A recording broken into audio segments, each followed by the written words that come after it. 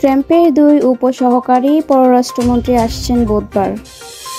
সমুদ্রে ৫৮ দিন মাছ আহরণ নিষিদ্ধ। গ্রেপ্তারি পরোয়ানা রাজনৈতিক উদ্দেশ্য প্রণোদিত বললেন টিউলিপ। লাশ পোড়ানোর ঘটনায় ৩ পুলিশ কর্মকর্তা ট্রাইব্যুনালে। সয়াবিন তেলের দাম নিয়ে ব্যবসায়ীদের প্রস্তাবে মন্ত্রণালয়ে বৈঠক আজ।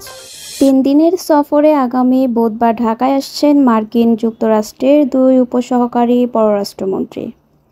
এই সফরে সংস্কার, ট্রাম্পের পাল্টা শুল্ক আরোপ, রোহিঙ্গা সংকট ও মিয়ানমারের পরিস্থিতি সহ নানা বিষয়ে দুই দেশের প্রতিনিধিদের মধ্যে আলোচনা হবে। বঙ্গোপসাগরে যে কোনো প্রজাতির মাছ আহরণের উপর ৫৮ দিনের নিষেধাজ্ঞা দেওয়া হয়েছে। আজ মঙ্গলবার থেকে কার্যকর হয়েছে। আগামী ১১ জুন পর্যন্ত এই নিষেধাজ্ঞা চলবে। জেলেদের মাথাপিছু ৭৮ কেজি করে চাল দেবে সরকার। নিষেধাজ্ঞার এ সময়ে সমুদ্র কোস্টগার্ড, নৌবাহিনী ও মৎস্য বিভাগের টাস্কফোর্স তাদের টহল কার্যক্রম পরিচালনা করবে।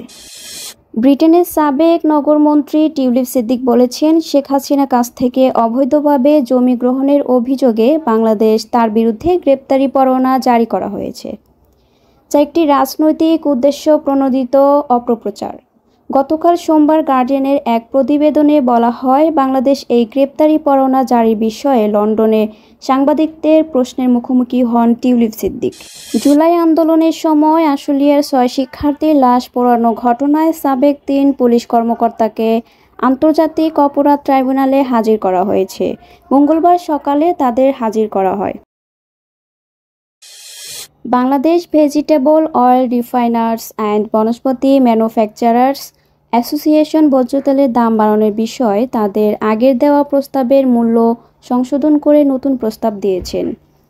এতে বোতলজাত সয়াবিন তেলের দাম লিটারে ১৪ টাকা এবং খোলা সয়াবিন ও পাম তেলের দাম ১২ টাকা বাড়ানোর প্রস্তাব দিয়েছেন তারা। সংগঠনটি নতুন করে তাদের নির্ধারণ করা মূল্যের কথা জানিয়ে বাণিজ্য মন্ত্রণালয় ও ট্যারিফ কমিশনকে চিঠি দিয়েছে।